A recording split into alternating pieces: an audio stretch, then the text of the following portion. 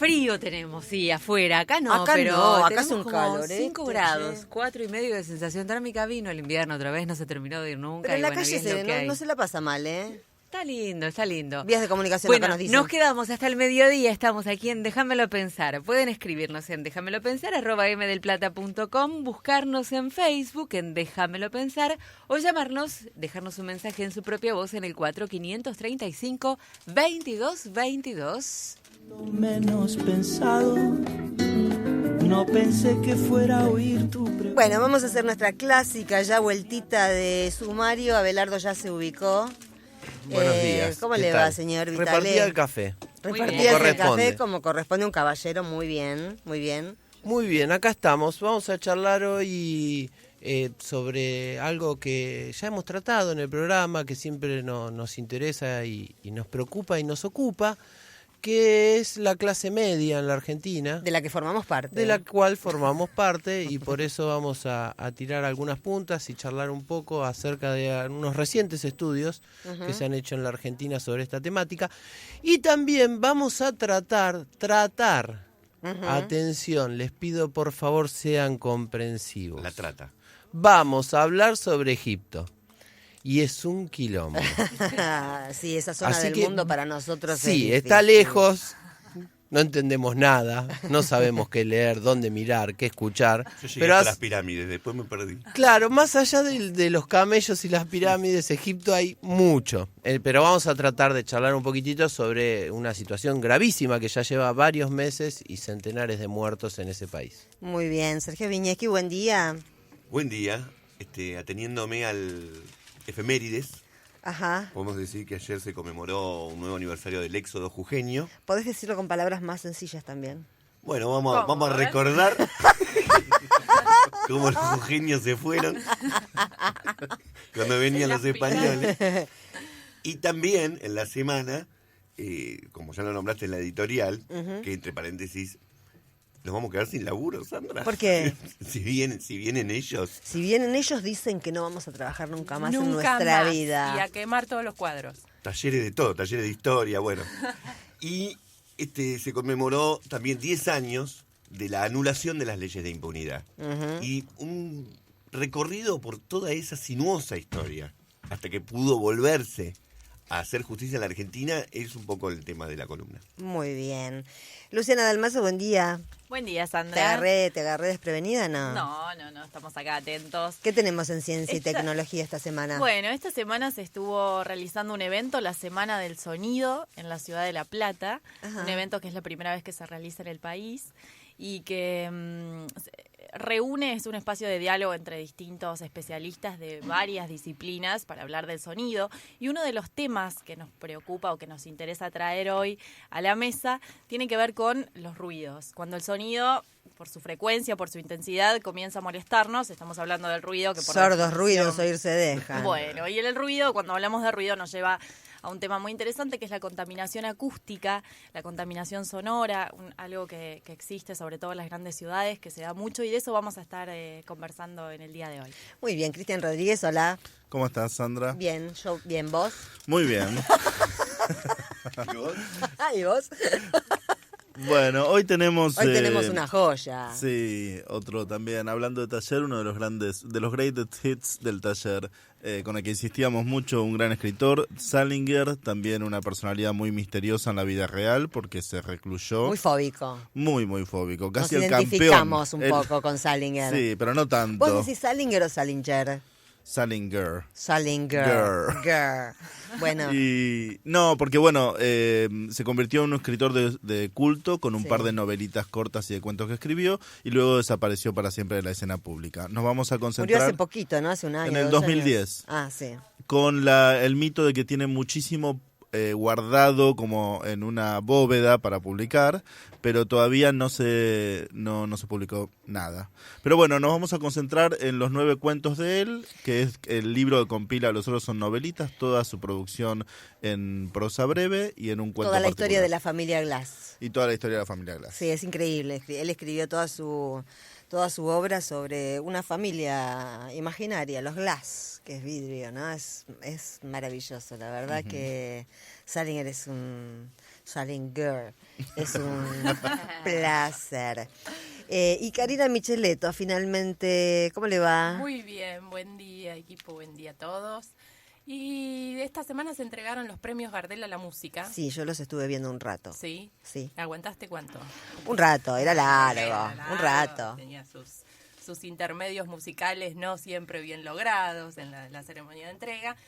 En fin, son los premios criollos de la industria discográfica, los premios que otorga la CAPIF, que es la Cámara Argentina de Productores de Fonogramas y Videogramas, premios que tienen los límites que ya su formulación misma implica, que hay una industria que se está premiando a sí misma, con lo cual si uno rastrea Cada tanto un poco, premio a algún independiente daban, ¿no? sí, Como para... cada vez, en ese sentido, antes era como más lineal la relación entre los que más vendían y los que ganaban. Ahora está más dispersa, pero hay que decir que si uno se fija en quienes integran el jurado, hay intereses creados. Pero de todos modos, bueno, Pero nunca como los Martín Fierro. tanto así, tan grosero todavía no se vio.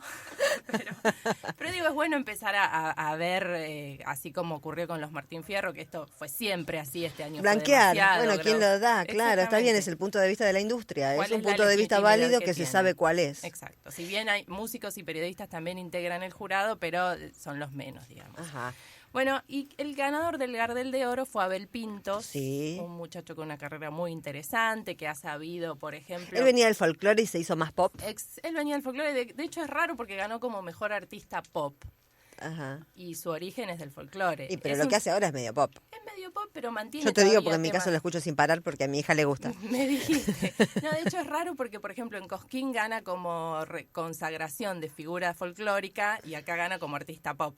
En todo caso, lo que ha sabido hacer con su carrera es abarcar diversos géneros y diversos públicos también.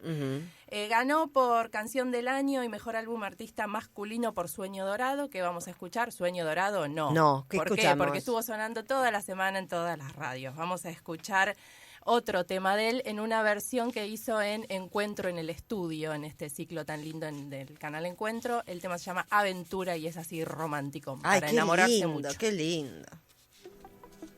Bueno, este mensaje es para Sandra Russo.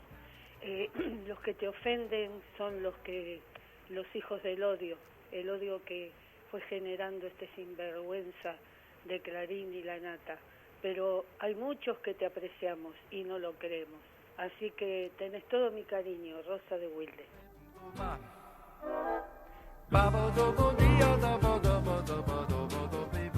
Buen día, Sandra Russo. Mira, soy Sofía de Bursaco, la primera vez que te llamo, pero te escucho, te veo en 678. Te empecé a escuchar en Radio Nacional. Ahora te sigo acá. Soy una abuela con 12 nietos. Hablamos mucho de política.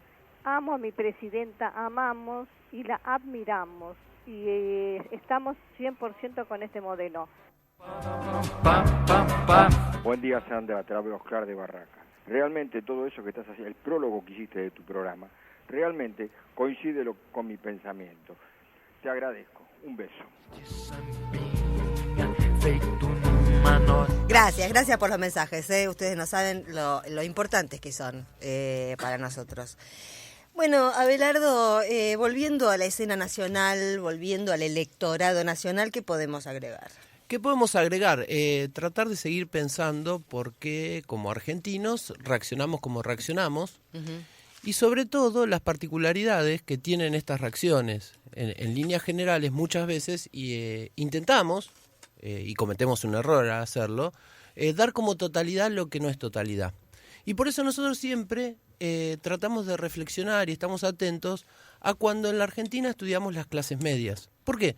Porque en principio hay una tendencia a pensar las clases medias como algo uniforme, como una totalidad, como decía recién, como que es lo mismo un habitante de clase media de la ciudad de Buenos Aires que un habitante de clase media de alguna provincia, etcétera, etcétera, etcétera. Y además las preguntas, ¿no? ¿Qué es lo que hace a uno, Ahí a una va. persona de clase media? El ingreso, la Exactamente. identidad, la educación. Bueno, a ver, históricamente en la Argentina siempre tuvo su conformación, su matriz social, un alto, siempre, estoy exagerando. Sí.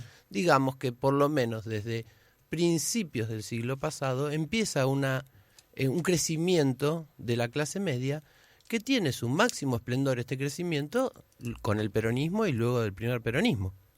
Y siempre ha quedado este registro como muy fuerte en el imaginario argentino. Distintas investigaciones, una de ellas se conoció esta semana y de ella vamos a hablar, refuerzan esta cuestión de lo importante que es en la percepción de los argentinos considerarse de clase media. Por supuesto que hay muchos debates acerca de esto. El Banco Mundial dice que en la década que pasó, en esta década, última década, la clase media en la Argentina, por ingresos, acá es lo que se mide, por ingresos y por línea de pobreza se duplicó, ni más ni menos. Ahora bien, otras investigaciones que toman otras variables dicen, no, bueno, creció pero no tanto, creció del 40 al 45%, pero lo interesante es que se conoció un estudio esta semana de la Universidad de San Martín que lo que hace es preguntarle a los entrevistados cómo se consideran, en qué clase se consideran. Y el 78% dice ser clase media. El 78% de los entrevistados se autoconsidera de clase media, solo el 20% se considera pobre y el 0,1% de clase alta. Entonces, esta autopercepción nos habla bastante también de cómo luego en la política se interpela a estos sectores. Esta investigación fue dirigida por Alejandro Grimson, a quien tenemos comunicado. Alejandro Grimson es antropólogo, trabaja en la Universidad de San Martín, es investigador, y vamos a conversar con él. Alejandro, ¿estás ahí? Buen día, Abelardo Vitale. ¿Cómo estás, Abelardo? ¿Cómo estás, Sandra? Hola, buen día. Ale, comentanos un poco, luego de este estudio, que creo que todavía no están las conclusiones, pero que empezaste a tirar los primeros datos, empezaron a dar a conocer los primeros datos, ¿qué impacto tiene para vos este estudio en términos no estrictamente electorales, pero sí políticos y sí de cómo se aborda estos sectores desde el discurso político en la Argentina en la actualidad? Bien, repasemos primero el dato que vos tiraste, que es totalmente acertado, que es el 78% de los encuestados en el área metropolitana de Buenos Aires, o sea, 13 millones de habitantes estamos hablando. Cuando le preguntamos, ¿usted es de clase alta, media o baja? Dice, yo soy de clase media. Ahí después distinguimos clase media alta, media baja. Ese dato es muy sorprendente, como vos decís, pero lo que nos tranquiliza, porque un elector siempre tiene el temor de estar cometiendo un error, ¿no es cierto? Hay otra investigación que se hizo 2 años antes con otros objetivos, pero que tomó un dato muy similar y le daba el 72% en la Universidad Nacional de La Plata, otra universidad, otro equipo de investigación, y los datos son muy similares. Claro, entonces podríamos decir, bueno, efectivamente, en el área metropolitana la gran mayoría, más de 2/3 de las personas, casi 4/5 de las personas se autoconsideran de clase media. ¿Qué implicancias políticas tiene esto? Bueno, yo creo que lo que vemos es que hay una confusión, un malentendido cuando se usa el término clase media. Vamos a tomar un ejemplo. Si una persona utiliza el término clase media como si fuera sinónimo, digamos así, de oligarquía, y entonces identifica a la clase media con los habitantes de un barrio Recoleta, ponele. Federal, claro. La verdad es esta, en Recoleta no hay gente de clase media, si es que clase media quiere decir medio, o sea, si la clase es algo que está en el medio entre lo alto y lo bajo, en la Recoleta no hay mucho en el medio. ¿Está bien? Ahora, ¿por qué la gente dice yo soy lo que... ¿Qué quieren decir? Claro, ¿qué quieren decir cuando decimos... Exacto. Hola. ¿Y qué quieren decir? Hola, ¿me escuchas? Sí.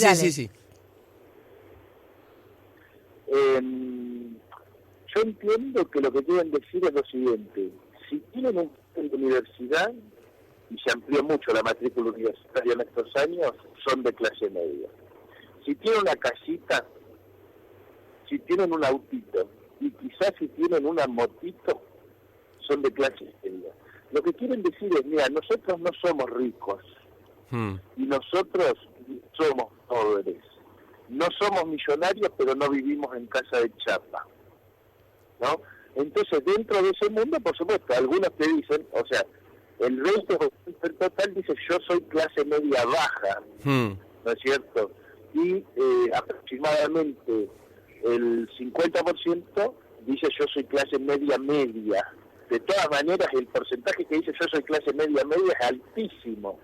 Pero hay un sector que en vez de decir yo soy clase baja, dice que yo soy clase media baja, porque tiene algo de todo esto que hablábamos recién, y que es muy fuerte en el imaginario argentino, y que quiere decir que están adentro, que no se sienten afuera. Yo en ese sentido creo que esto tiene una incidencia política, como vos preguntabas. ¿Por qué? Porque esto implica que hubo un proceso de inclusión muy fuerte y de modificaciones de las percepciones. ¿Vos te acordás que hace 10, 15 años una de las frases más comunes en la calle es: no, lo que pasa es que la clase media va a desaparecer? Sí. La clase media está en proceso de desaparición. Era la frase más común que se escuchaba en los 90. Bueno, es que en los 90, Alejandro, perdón, pero en los 90 se produjo esa, yo me acuerdo también el fenómeno de lo que se llamó en ese momento los nuevos pobres, que efectivamente era gente de clase media que empezaba a ser desbarrancada del sistema, y eran familias que, por ejemplo, tenían que abandonar sus departamentos que alquilaban e irse a vivir con los suegros, o parejas jóvenes que se casaban y seguían viviendo en familias ampliadas, porque efectivamente la clase media fue muy castigada en los 90. Exactamente. Que sería la metáfora, digamos, del ingeniero manejando el taxi si tenía suerte. Claro. Y ese proceso cambió drásticamente. Al cambiar ese proceso y modificarse la percepción, obviamente, ¿no es cierto? Lo que hay, creo yo, que tiene que ver con las pasos, si querés, es que hubo un cambio de expectativas. Claro. ¿En qué sentido? En el sentido de que esas personas, vos lo podés leer de dos maneras. De una manera vos le podés decir: oiga, señor, usted que ahora tiene casa, que su pibe va a la universidad, que usted tiene trabajo, ¿se acuerda cuando usted no tenía? Claro. Bueno, tiene que apoyar este proyecto porque usted antes no tenía y ahora tiene. Ahora, lo que está pasando es esto, para mí, ¿no? Es una interpretación que la someto al debate de qué es lo que está sucediendo, pero yo creo que está sucediendo esto. Las personas que se incorporaron empezaron a normalizar esa incorporación, empezaron a considerarlo como algo habitual. Ya tienen trabajo hace varios años. Ya no tienen problemas de acceso a las cosas más básicas. Su problema no es la sobrevivencia, hace ya varios años. Claro, bueno, es el mecanismo que hace por que... un lado están muy agradecidos, pero por el otro lado miran otros problemas que antes no miraban, o que no eran prioritarios y ahora se convierten en prioritarios para ellos. Sí, nuevas demandas, decís vos. Hay nuevas demandas, hay nuevos problemas. Por ejemplo, cuando vos no tenés trabajo, ¿qué te importa el transporte? Ahora, si vos tenés trabajo, el transporte pasa a ser un problema central, ¿no es cierto? Claro. De la misma manera vos podés decir, bueno, si se resuelve el trabajo y el transporte, vas a estar muy preocupado por la calidad de la educación de tus pibes. Suponete, digo, yo no estoy estableciendo un orden, lo que estoy diciendo es que obviamente primero uno piensa en la sobrevivencia y en el empleo. Si vos agarrabas las encuestas hace 10 años, todas decían que el primer problema para la población argentina, todas decían que el primer problema era el empleo. Claro. Y la desocupación. Ahora, Alejandro, bajó a niveles bajísimos, o sea, hoy está quinto, octavo en las preocupaciones. No es una preocupación relevante, pero eso no quiere decir que no haya preocupaciones. Cuando se desplaza una, surgen otras. Alejandro, Lo que yo digo, para darte un ejemplo muy claro de lo que quiero decir es lo siguiente. Yo creo que si que un candidato del Frente para la Victoria, debe hacer la comparación entre 2013 y 2001. Eso es necesario, pero no es suficiente para interpelar a otros sectores y para crecer en cantidad de votos respecto a las PASO, ¿se entiende? Sí. O sea, a un sector importante de la población y de los votantes no les alcanza con que esto sea mejor que el 2001. Quieren además ver cómo va a ser mejor el 2014 que el 2013. Ese es un problema que está en la discusión y que es una materia de interpretación. Alejandro, Sergio Wisniewski te saluda. ¿Cómo estás? Ahora te introduzco un nuevo elemento. Dado que está esta identidad omnipresente de clase media, ¿no está obturando otro tipo de identidades? Por ejemplo, la gente se podría identificar como trabajador, que era como antiguamente se podía identificar. En ese sentido, si yo me identifico como clase media y no como trabajador, eso también tiene una implicancia política profunda. ¿Hola? Sí, es absolutamente como vos decís. Se me perdió tu voz, no sé si la mía se lo perdió a ustedes. No, nosotros estamos en silencio Te esperando escuchamos, tu respuesta. te escuchamos con un poco de retraso, como si tuviéramos un delay en la comunicación, por eso se complica un poquito. Otro de los aspectos de esta investigación hablaba que también la mayoría de los encuestados tiene como un sesgo igualitarista, en el sentido de que la mayoría está de acuerdo que todos debemos ganar más o menos parecido, y una serie de cuestiones que hacen a la distribución de la riqueza. ¿Por qué no nos comentás un poco esto? Porque también luego hay que cruzarlo con las elecciones partidarias. Sí, mira, son dos cosas. Lo que capté, lo que dice Celso, que me parece importante, quiero decir lo siguiente. Adamovsky mostró en su estudio que la identidad de clase media se introdujo para distinguir al trabajador manual o de cuello azul del trabajador administrativo o de cuello blanco. Sí. Y decirle al trabajador de cuello blanco administrativo, usted no vaya a huelga con estos otros. ¿Sí? Ahora, eso estuvo vinculado al inicio del siglo XX. Hoy funciona de otra manera en la cabeza de la gente, no funciona de esa forma. ¿Por qué? Porque el trabajador de cuello azul, Sergio, es clase media. Quiere tener su autito y su casita. Y si tiene su autito y su casita, considera que es clase media. Aunque y también considera que es un trabajador, digamos.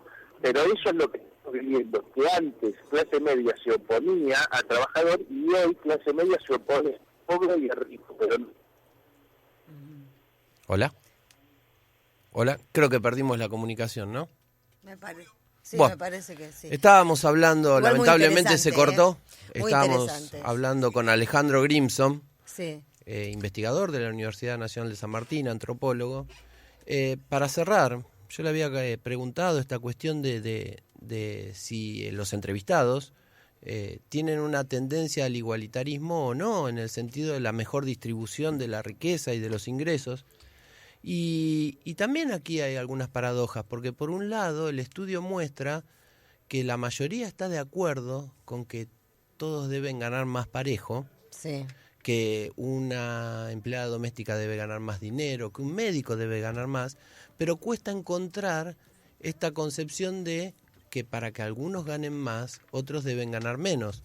Entonces no dicen que los gerentes de las empresas deben ganar menos de lo que ganan, que aquí en la Argentina la diferencia en la escala salarial sigue siendo muy estirada. Entre los que más ganan y los que menos ganan, no hay una pirámide chata, hay una pirámide bien empinada. Y el último dato, que también es interesante para reflexionar, es que la mayoría sigue creyendo en la educación como un modo de progreso social. Sin embargo, de la encuesta se desprende que no considera que los universitarios deban ganar más que los que no lo son, incluso entre los propios universitarios. Un dato interesante, seguramente para profundizar el porqué. Es muy distinto de aquella época de mi hijo el doctor. Exactamente. En el que, la clave del ascenso social sin lugar a la dudas. Educación. ¿Vamos a tanda? Dale. El 15 permanecerá en la memoria de muchos argentinos y con aquellos periodistas tales como Neumann, Lanata, Nelson Castro, etcétera, etcétera, etcétera, que quisieran un contexto sociopolítico de caos para asustar a la población y entorpecer estos 2 últimos años de gobierno nacional. Lo firma Ariel desde el barrio de Dock Sud. Y también nos escribe Zulema, que escribe desde Jujuy. Dice: hola amigos, la esperanza, la posibilidad de un cambio ya se instalaron. La Argentina ya no es la misma para muchos. Eso me fortalece al margen de cualquier resultado. Les agradezco su coraje. Lo firma Zulema desde Jujuy.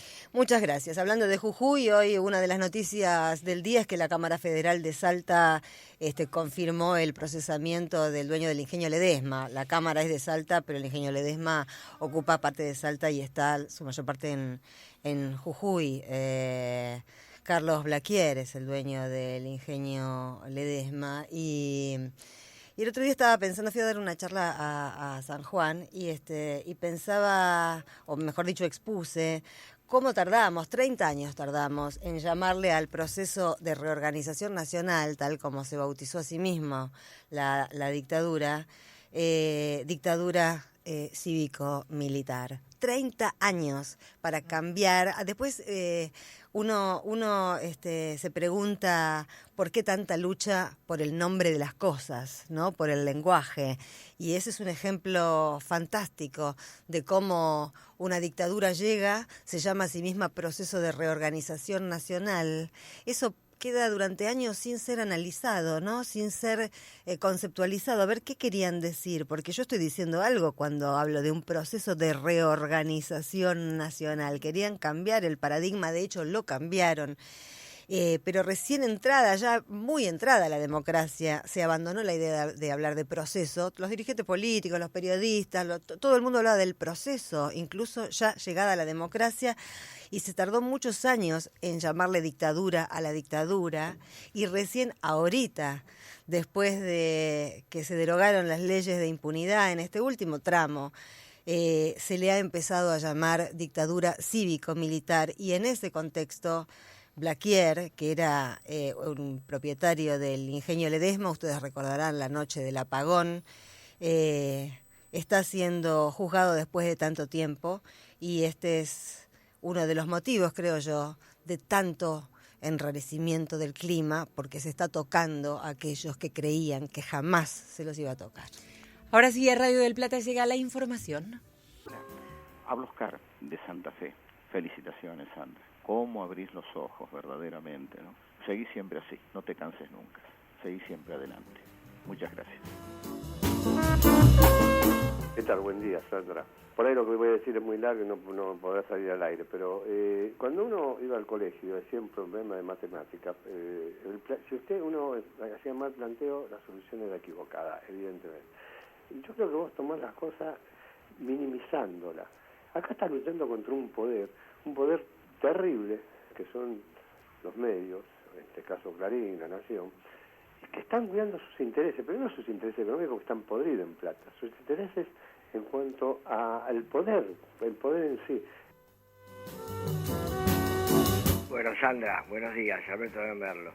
Me parece que toda esa gente que te insultó a vos y también me insulta a mí cuando defiendo la posición de la presidenta en un barrio de clase media que no saben que la pasaron mejor que nunca en los últimos 10 años, me los imagino a ellos si ese modelo queda fuera de la política argentina, el modelo de inclusión, cantando por la ancha avenida de Massa, Piquete y Cacerola, la lucha es una sola. Me imagino eso, Sandra. Bueno, ojalá que no pase, ¿no? Bueno, fuerza para todos, gracias, Alberto de Merlo. Déjamelo pensar. Gracias por los mensajes. Hace un momento hablábamos de Jujuy, Sergio, y ahora volvemos a hablar. Volvemos a hablar porque, bueno, se conmemoró el 23 de agosto un nuevo aniversario del éxodo jujeño. ¿Qué fue ayer? Que fue ayer, según, sí, fue ayer, confirmado. Y el tema es que muchas veces se ha hablado, sobre todo el año pasado se conmemoraron 200 años, pero si uno se pone a detener un poco la mirada en lo que significa un éxodo de una ciudad, empieza a recuperar un poco el asombro. Porque uno está acostumbrado a decir el éxodo jujeño, pasemos al otro tema. Hay que hacer un éxodo. El tema es que Belgrano estaba tranquilo en Rosario. Ahí, bueno. Tan tranquilo no estaba. Estaba haciendo una bandera. No estaba nada tranquilo. Estaba reforzando las barrancas de Rosario, etcétera. Pero fue un desastre lo que pasó con el Ejército del Norte. Y lo mandan a hacerse cargo del Ejército del Norte. Cuando se instala en Jujuy, que justamente como ciudad era el lugar de paso obligado si alguien venía desde el norte por todo el tema de la quebrada de Humahuaca. Y él ahí lo que se encuentra es un montón de soldados absolutamente humillados, desmoralizados, que venían de una derrota enorme y tiene que formar un ejército y resistir. Pero la noticia que le dan es, se vienen 4.000 españoles muy bien armados, pide ayuda a Buenos Aires, le dice no, estamos muy ocupados en Montevideo. Entonces Rivadavia le dice, hace una cosa, Manuel. Arreglate. Volvé para Córdoba y esperá ahí. ¿Eso qué implica esa orden? dejamos de Replegate. replegate, pero dejamos de guarnecidos a que los españoles ocupen tranquilamente Jujuy, Salta, Tucumán, que es una provincia que en ese momento abarcaba varias de las provincias actuales de Argentina. Era una orden poderosamente llena de implicancias y Belgrano decide desobedecerla. Le piden por favor en Tucumán, no te vayas a Córdoba, quédate acá, nosotros vamos a resistir. Y entonces él dice, bueno, vamos a Tucumán, pero eso también implica abandonar poblaciones. Y decide que todo Jujuy debe trasladarse para Tucumán. Todo Jujuy. Todo Jujuy, dejando la puna, dejando lo geográfico, no, toda la población, porque no solamente es un repliegue en el sentido táctico, sino que también implicaba que cuando los españoles lleguen ahí, durísimo a atravesar la puna, no tenían que encontrar nada, con lo cual... alimentarse, vestirse... Exactamente, 4.000 tipos con sus caballos, comen, tienen muchas necesidades. Y entonces... tiene que poner mucha disciplina y en un bando que reparte entre la población se dirige a los comerciantes, a los campesinos, sector por sector, y siempre termina con la misma... Hace la comunicación. Hace la comunicación, y en la comunicación deja muy claro, el que desobedezca esto va a ser fusilado. No es consenso. No es que se coparon todos los jujeños. No. Muchos se coparon, porque a la fuerza no sacás todo un pueblo. Claro. Pero acá la cuestión es... no está ni siquiera permitido criticar esta medida para no empezar a generar internamente cuestiones de dudas. Y lo que dicen los comerciantes, agarren todos los guijarros que tienen por ahí, envuélvanlo y vayan llevándoselos. A los campesinos les dice recojan todas las cosechas, agarren a todos los animales y el campo tiene que quedar quemado, tiene que quedar de una forma que ni siquiera sirva para poder pastar. Y en esta empresa implicaba recorrer 360 kilómetros. Por la actual ruta 34, a pata, a mula, con mujeres, chicos, ancianos, gente enferma, a un ritmo de 50 kilómetros por día. Hagámonos esa película. Es impresionante. 50 kilómetros por día por aquellos territorios que, aparte, la ruta 34, sáquensela de la cabeza. Claro. Son unos caminos tremendos. Es de una épica fenomenal. Una épica enorme que creo que hasta incluso cuesta tratar de reproducir cuánto hay que estar decidido y cuánto temor a los 4.000 que se vienen de las tropas de Pío Tristán. Uh-huh. Sí, claro. Pero todo esto termina con un éxito colosal, porque llega a buen puerto, la cuestión es que llegan a Tucumán, ahí logra generar un ejército popular, Belgrano, al que disciplina duramente, esperan a las tropas españolas y se da la batalla de Tucumán, que es la mayor victoria en suelo argentino de toda la guerra de independencia. Uh-huh. Una victoria, bueno, después tendrá otras implicancias, pero para todo el pueblo jujeño esto implica un enorme orgullo, el haber participado de esta forma. Tanto es así que en el año 2002, por la ley 25.664, se decretó, el Senado de la Nación lo decretó, cada 23 de agosto, por ese día, Jujuy es la capital de la República. Déjamelo pensar. Con Sandra Russo hasta el mediodía, en Del Plata. ¿Qué podríamos seguir escuchando, Karina? Bueno, podríamos seguir repasando los premios que dejaron los Gardel, los premiados, y hay una intérprete que nos interesa mucho, que es Florencia Dávalos. Ya este apellido algo nos dice, ya es hija del gran Jaime, pero en realidad tiene una carrera relativamente nueva, se largó hace unos años y comenzó por lo que tenía a mano, que no es poca cosa, que es la inmensa obra de su padre. Su disco Memoria de la Semilla tuvo 2 premios y vamos a escuchar de este disco la interpretación bellísima, exquisita que hace de la canción del Jangadero con la ayuda del armonicista Franco Luciani como invitado. Escuchémosla. Ahí se lanzó el club Gotitas de Felicidad durante los festejos del Día del Niño, dando paso a una tarea más, en generar conciencia sobre el cuidado y uso responsable del agua. Por eso AISA festejó el Día del Niño en Tecnópolis y los bosques de Palermo junto a los personajes del club Gotitas de Felicidad. Este club está integrado por los mellizos Gotín y Gotina, la nube Nunu, Baldo y Cani, la canilla mascota del grupo. Ellos serán de aquí en más protagonistas de los folletos que AISA distribuya para educar al público infantil en el cuidado y uso responsable del agua. De esta manera, AISA continúa promoviendo entre las futuras generaciones la necesidad vital de preservar y utilizar de manera más responsable los recursos naturales. Gracias, gracias, gracias. Quería aprovechar para agradecer por mi parte a Dionea, que es una pyme nacional y popular que me mandó una camisita de buena onda, me mandó una camisita preciosa. Les quiero avisar que me quedó muy bien el medium. Por la parte más honda. Bueno, Abelardo, habíamos anunciado al principio del programa que íbamos a tratar de internarnos en Egipto para entender qué es lo que pasa, que por cierto es sangriento. Exactamente. A ver, ¿por dónde empezar sobre un lugar que nos resulta tan exótico, tan ajeno, para poder entender un poco lo que está sucediendo hace ya varios años, simplemente que ahora se agravó y tiene ribetes efectivamente absolutamente sangrientos? Podríamos remontarnos a la monarquía, que hasta mediados del siglo anterior, Egipto fue una monarquía. Por supuesto, como toda monarquía, tenía al pueblo sojuzgado, en pobreza absoluta, etcétera, etcétera.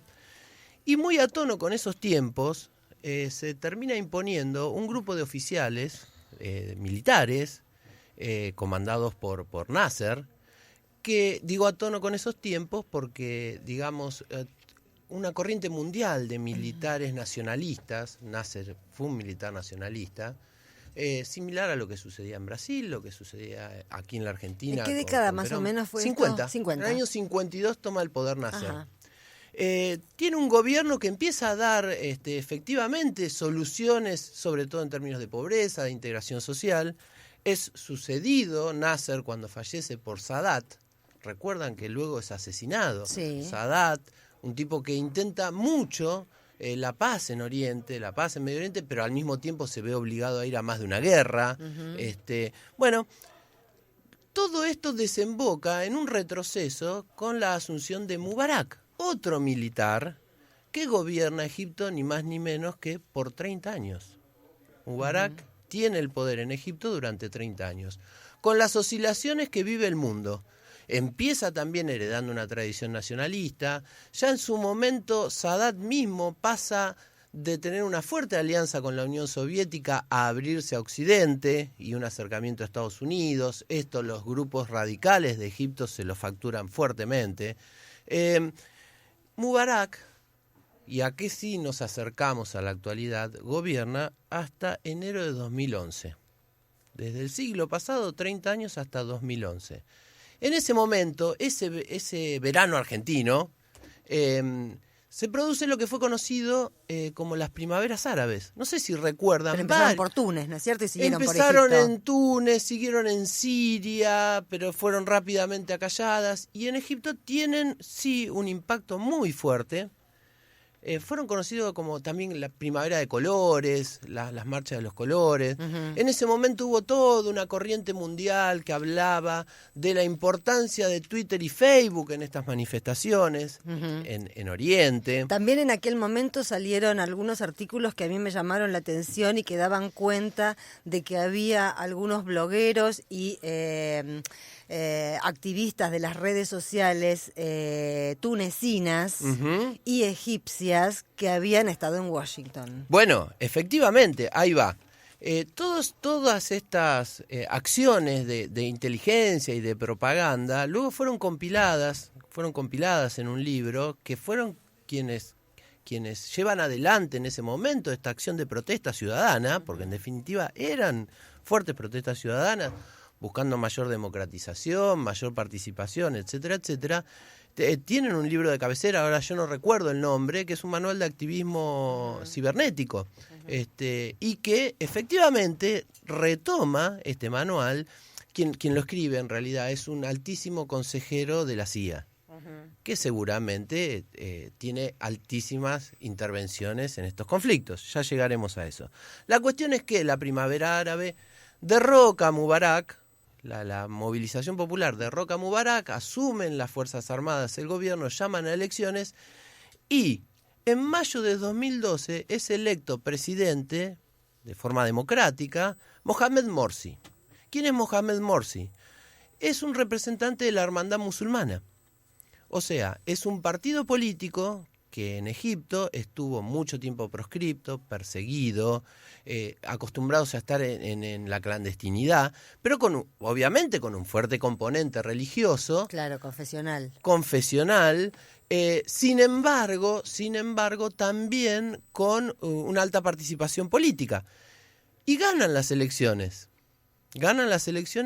En la primera vuelta con el 25%, en la segunda vuelta se impone a quien era la continuidad de Mubarak, en elecciones por primera vez libres y abiertas.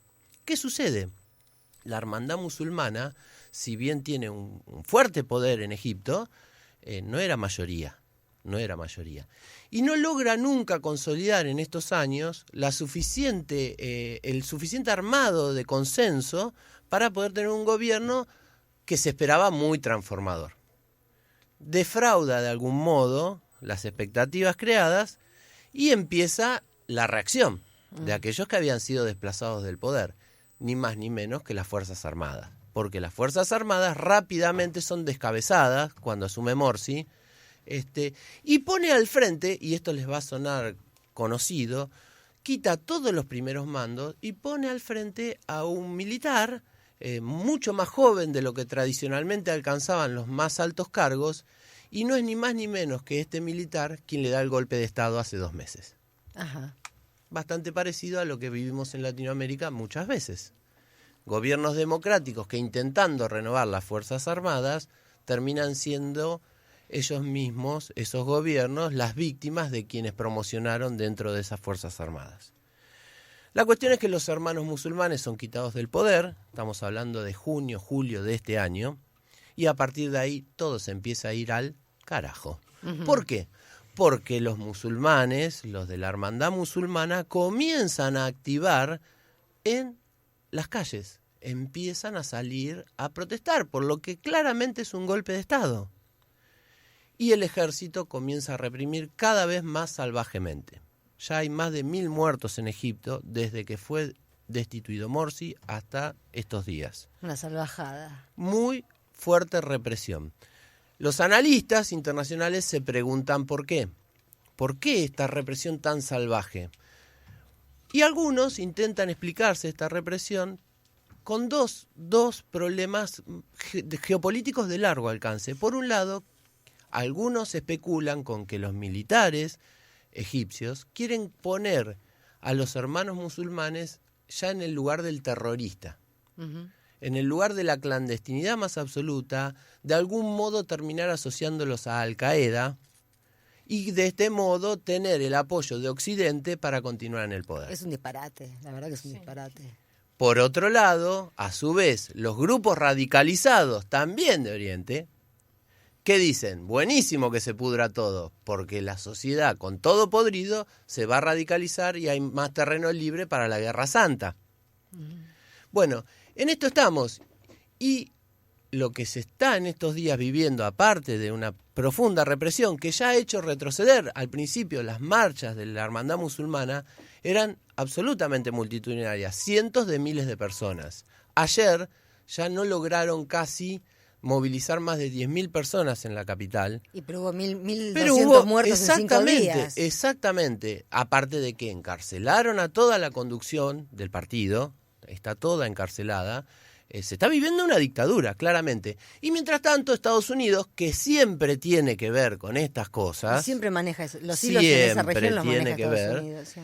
Siguen, bueno, no es un golpe, pero ojalá llamen a elecciones rápido. Ellos pero mientras tanto Albaradei, le dan la guita. ¿no? Tenían a Albaradei, que en el gobierno que asume de transición ahora las Fuerzas Armadas, jura como vicepresidente y dura 2 días en el cargo. La ficha de Estados Unidos era el Premio Nobel de la Paz, un liberal, digamos. Pero no se pudo bancar la masacre. Él mismo no se la pudo bancar y dice, no, yo no puedo formar parte de esto.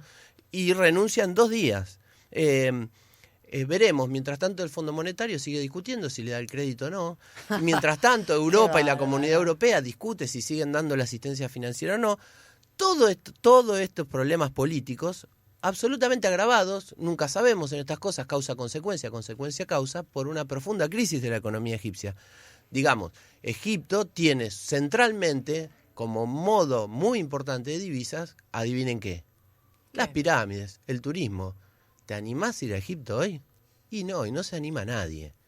Entonces cayó muchísimo el ingreso de divisas, se elevó muchísimo la desocupación y es un caldo de cultivo para toda la zona que está muy caliente. Una cosa que a mí me gusta marcar en esto, cuando hablamos de estas latitudes y con fenómenos como el que acabamos de describir, es que siempre hay que prestar atención al distinto valor de la vida en diferentes latitudes.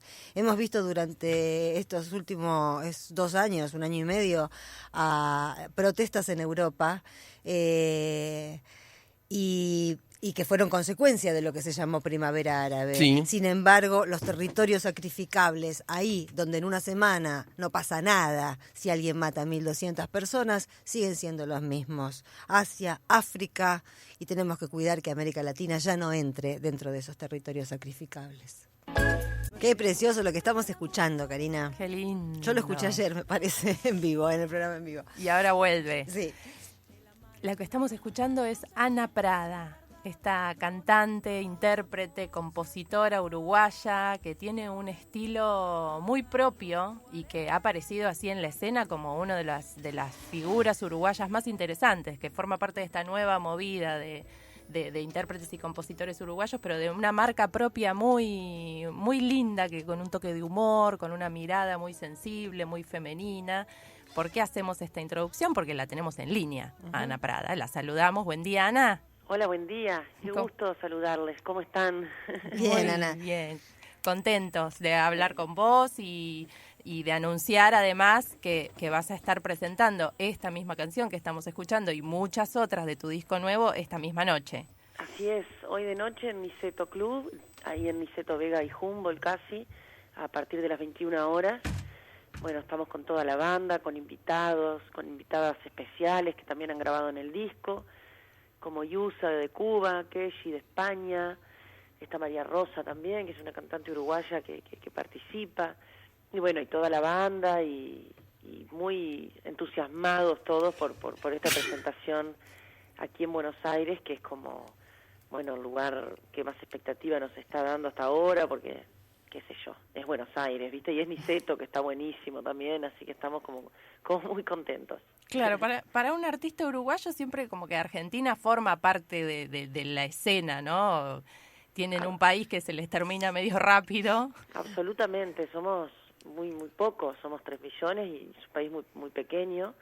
Y ha sido, creo, hace muchos años la salida natural de los artistas uruguayos de Argentina, ¿no? A través de Argentina, que ya en sí mismo es un país enorme como para poder generar un marco de trabajo enorme, también es una salida al mundo y a Latinoamérica a partir de acá, ¿no? Es una plataforma, el mundo mira mucho más a Argentina que Uruguay, sin duda.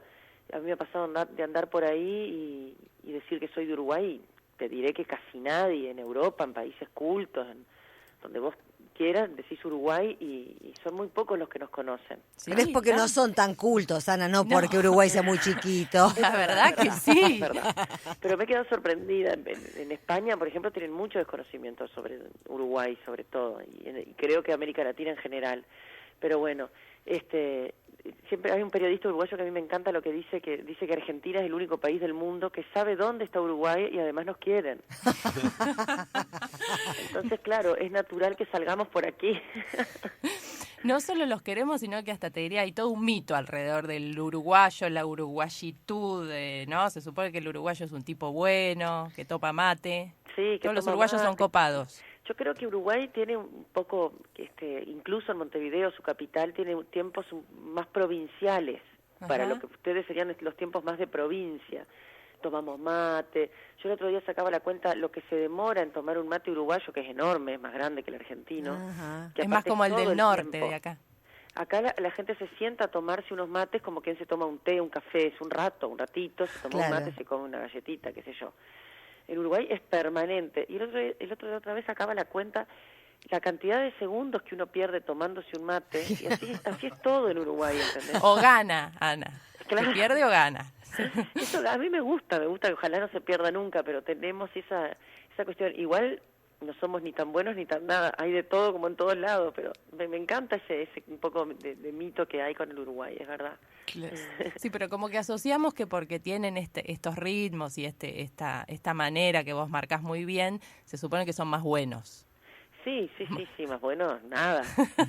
Más buenos nada. Zorros, como decía, más cautelosos y un poco más, quizá menos expresivos que el argentino. Los argentinos son más gritones, demostradores de amor. Exagerados. A mí me parece que en Argentina hay más influencia italiana, claro. Hay mucha presencia de descendientes de italianos, etcétera.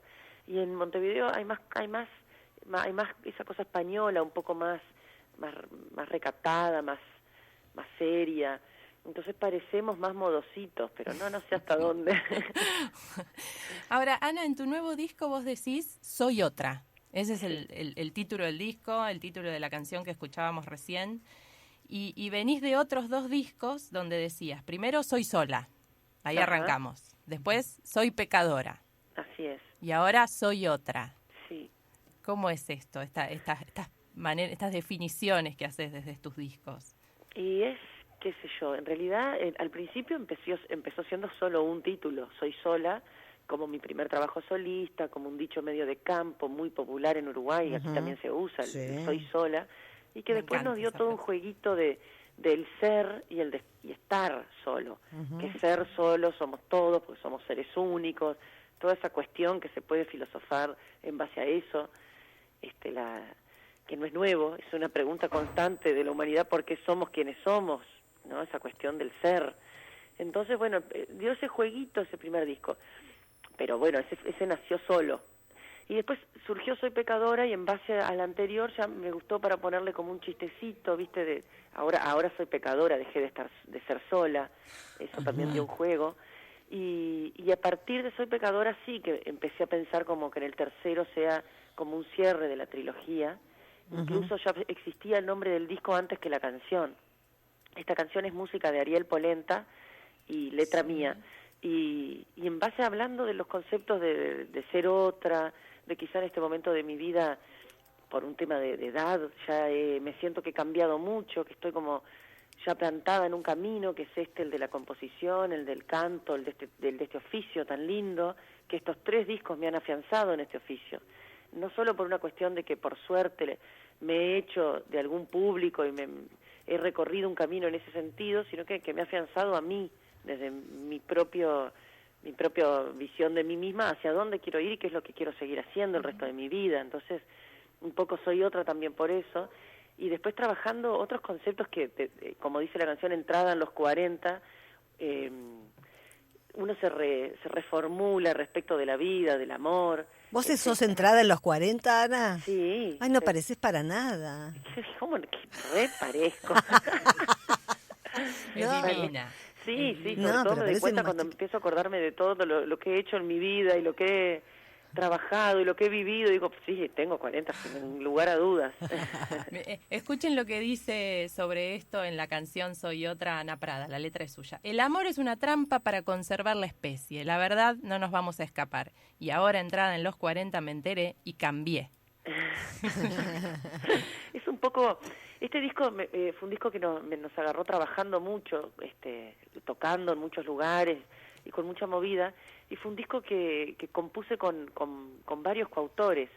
Son 10 canciones, una canción enteramente, 2 canciones no mías, una es Hilo Ilegal, que es de Keshi, Q-U-E-Y y latina, lo deletreo para, si la quieren googlear, es una artista española, compositora impresionante, que hoy va a estar invitada en el show, y que es Hilo Ideal, que es una de las canciones más lindas del disco para mí, y la otra es La Entalladita, que es de Pepe Albarrán, un compositor mexicano, que hizo famosa esa canción, o yo la he conocido a través de Amparo Ochoa, que habla de una historia de Roberto Buciño y la Teodora, bien a lo mexicano, parece una novela, un culebrón, que bueno, que habla un poco de ese machismo y de esa dominación del hombre con la mujer, y la Teodora en este caso le gana a Roberto Buciño.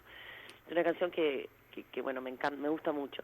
Y después muchas coautorías, y esta de Soy Otra es justamente con Ariel Polenta. Y a través de este concepto de trabajar esas cosas con otras personas, es un disco que quizá no habla tanto de mi cuestión personal. Yo no me desencanté nada del amor. Creo que el amor es lo que nos mueve, es la base de todo. Simplemente son canciones capaz como con una mirada a conceptos, a hechos, a otras cuestiones, no necesariamente que describe lo que me está pasando. Y con un poquito de ironía, ¿no? Con mucha ironía. Claro. Y otra también, por ejemplo, Solo un rumor, que es una especie como de bolerón, una cosa que quedó medio así, que también compusimos con Keshi, esta es coautoría de las dos, que describe esas personas que todo el tiempo están, ¿cómo estás? ¿Bien? Sí, bien, más o menos. Bien. ¿Y vos? Yo bien, muy bien. ¿Estás segura que estás bien?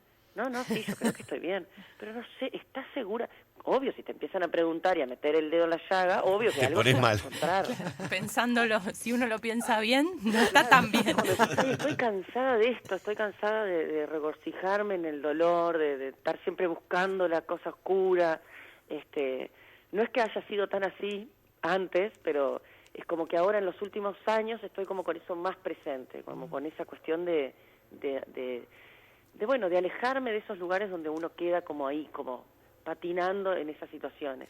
Hay Y una Solo que un rumor habla de eso también, un poco irónico, a través de un amor, por supuesto. El amor siempre está presente en mis canciones.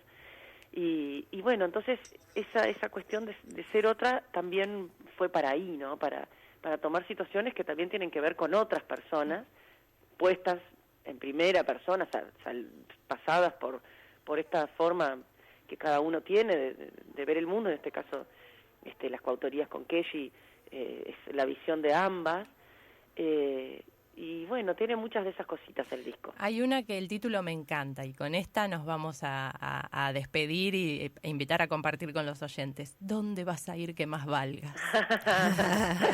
Bueno, muchísimas gracias.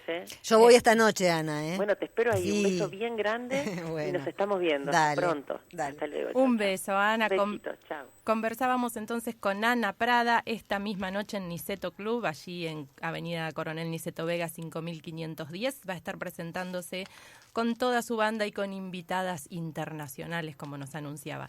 Nos vamos entonces escuchando un poquito de su nueva obra, esta canción de título tan Teresa y María Teresa y Enrique, ¿dónde vas a ir que más valgas?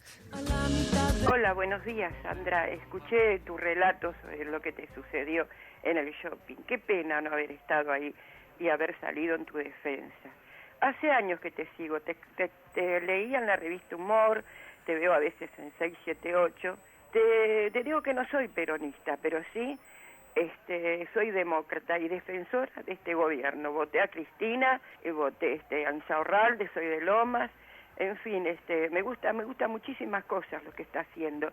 Y Sandra, adelante, el 28 voy a ir por el tema de la ley de medios, a defenderla. Y son muchos los radicales que van a ir, no solamente los peronistas.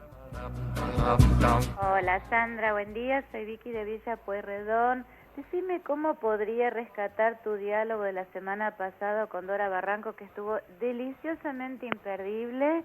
Y bueno, se lo quería pasar a una amiga mía que es socióloga, que justamente la conoce a la señora Barranco. Bueno, te mando un beso y bueno, espero que me puedas ayudar a buscar ese diálogo. Gracias. Sandrita Russo, estamos todos con vos, no tengas problema. Ese tipo que te agredió fue un atrevido. Me gustaría que se encuentre conmigo y que me haga eso. Ya Cafrune decía, escuchame esto, Cafrune decía, no me arrimo así nomás a los jardines floridos, sin querer digo al vertido para no pisar el palito. Hay pájaros que solitos se entrampan por presumidos. Hay mucha gente que sacó la cabecita del agua y ahora come mortadela y quiere erutar jamón crudo, ¿vio? Hay mucho de eso, pero ya se van a dar cuenta. No te hagas problema que somos más de lo que vos pensás. Militamos, hablamos, charlamos, pero estamos todos juntos. Gracias a todos los que nos llaman en el 4535-2222. También nos escriben en Facebook, en Déjamelo Pensar. Marcelo dice, hola Sandra y equipo. Pregunto, ¿qué se hace en la situación actual con una Corte Suprema con minúsculas socia de corporaciones? Saludos y gracias. Alfredo Costa dice, no están saliendo por internet. Arreglos, por favor, que quiere escucharnos. José Mario Bermúdez, estará el 28 tribunales, pero la Corte le dio a la cautelar a favor de la sociedad rural. Entonces, qué esperanza, ¿no? Sandra, ¿lo has denunciado el gorila que te maltrató? Te pregunta Daniel. No. No lo denuncié. Denuncié en otros incidentes peores que he tenido, pero bueno, son gajes.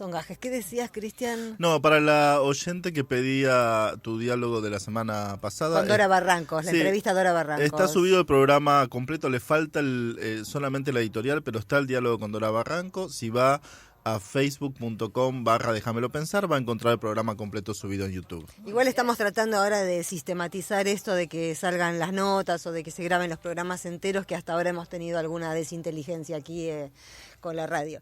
Pero bueno, volvemos al programa.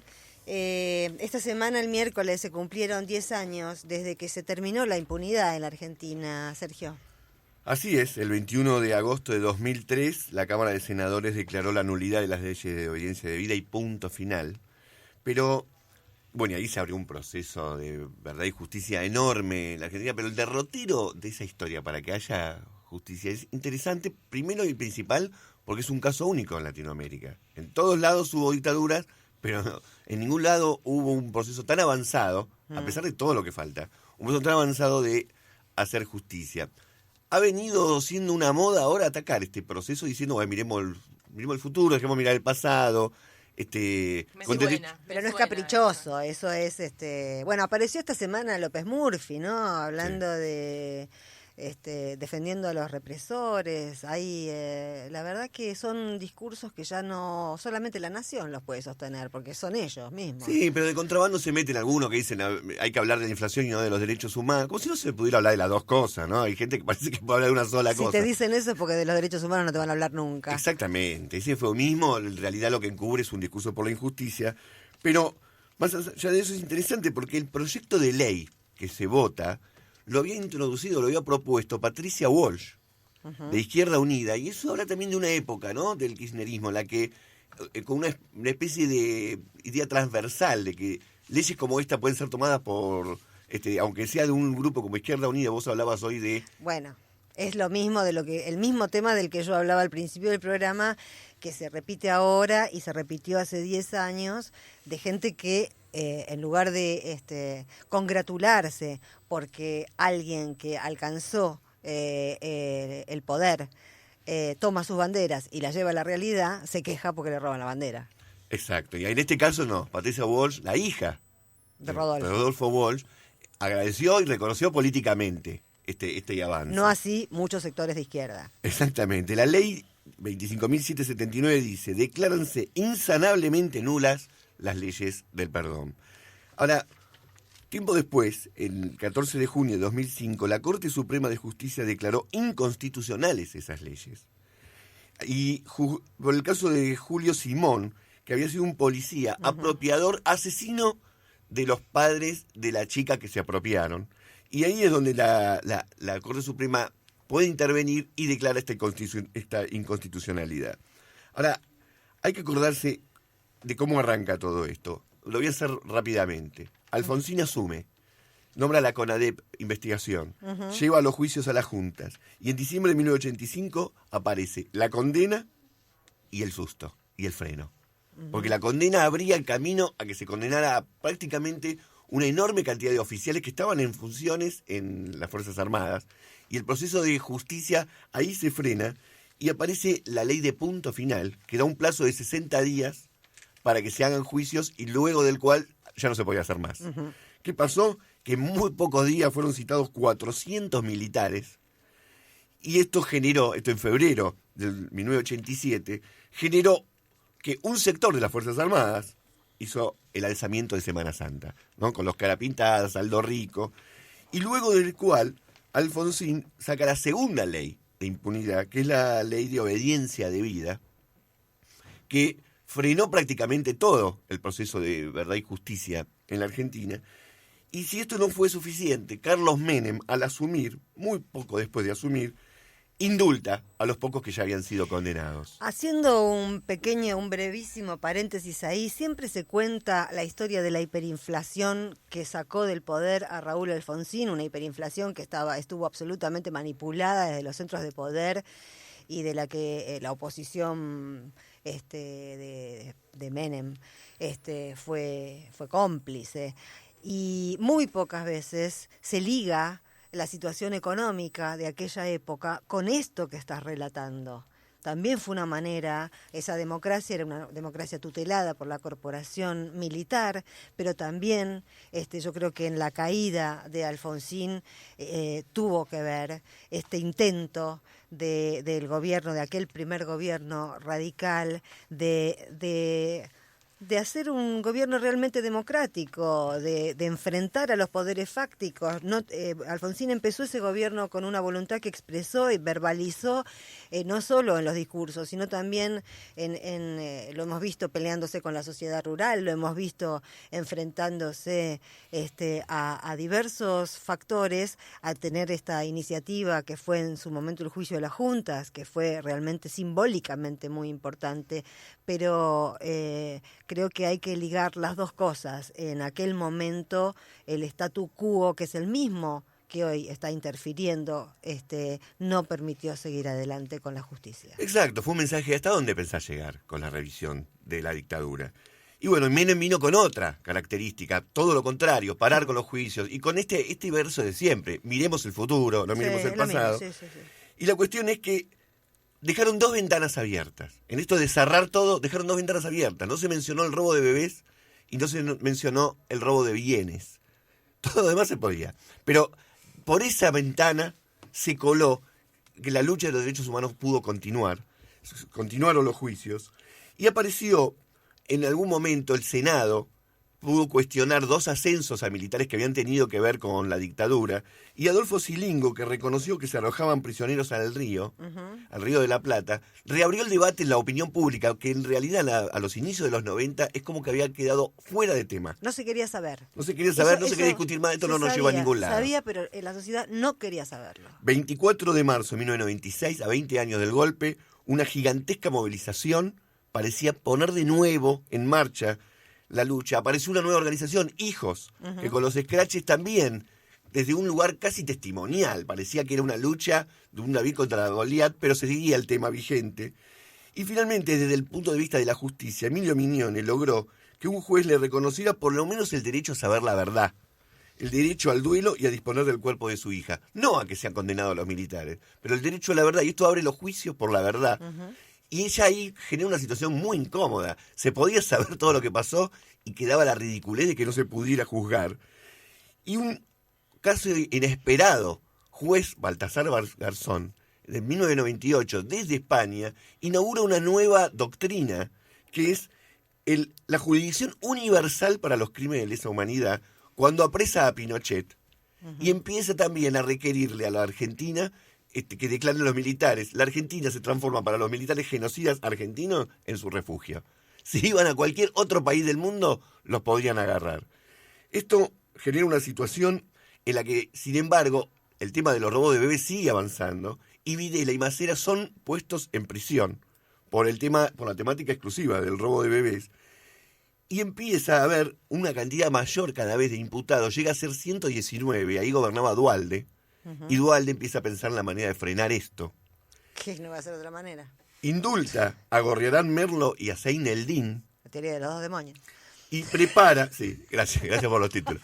Y prepara un fallo de la Corte Menemista, negocia para que haya un corte un fallo de la Corte Menemista para cortar definitivamente con todo esto. Le dice que se encarga de esto a Néstor Kirchner. Y Néstor Kirchner le dice: deja que yo me ocupo. Yo me ocupo, déjamelo a mí, qué lindo, déjamelo a mí, así empiezo bien.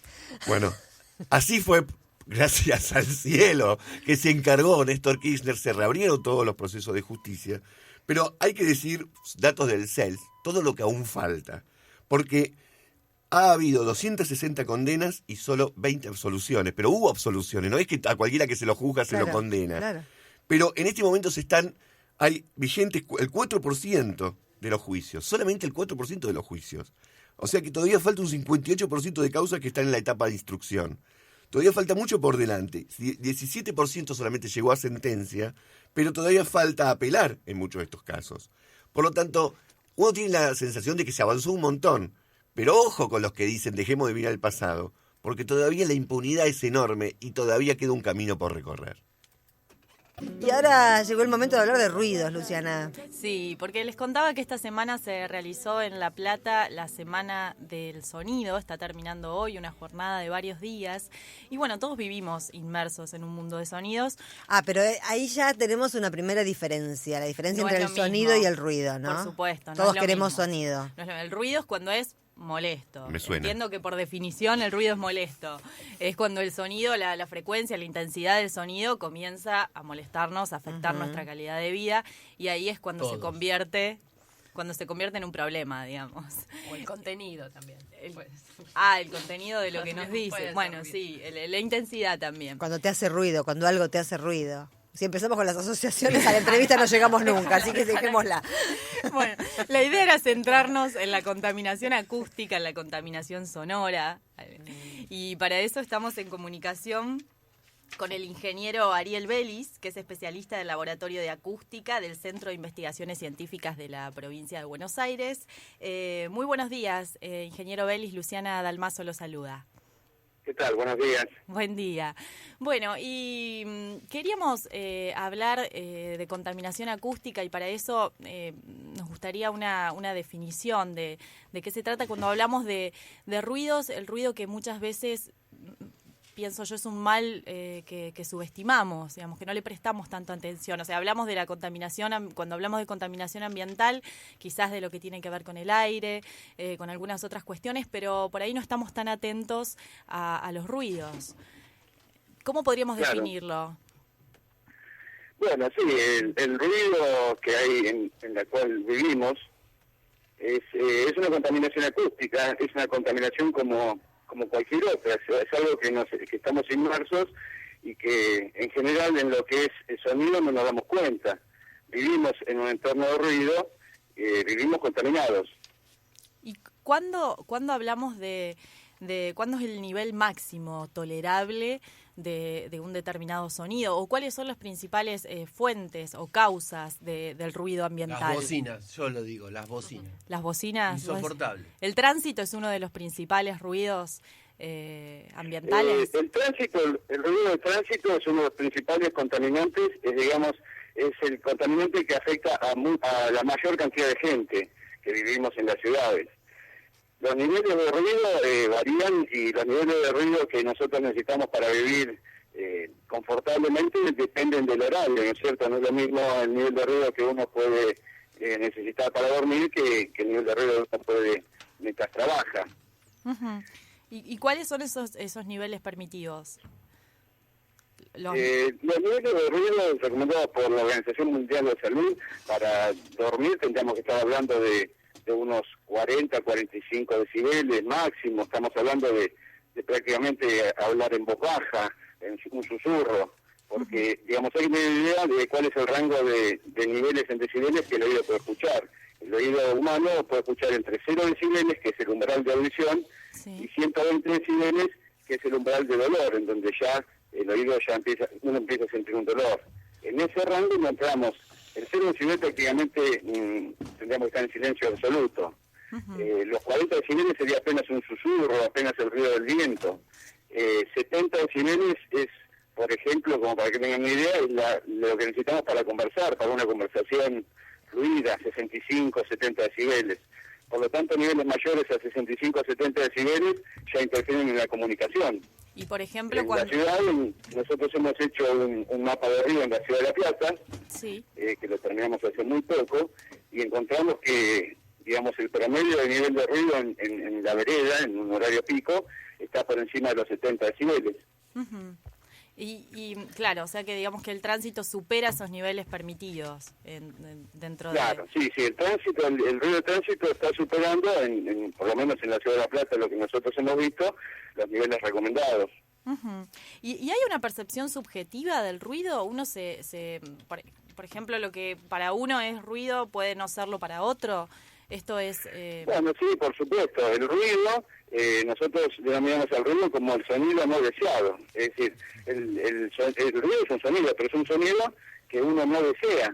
Por lo tanto, lo que para una persona puede ser música, para otra persona que vive al lado puede ser un ruido porque no le puede dejar dormir. Es decir, es una interpretación subjetiva del ruido.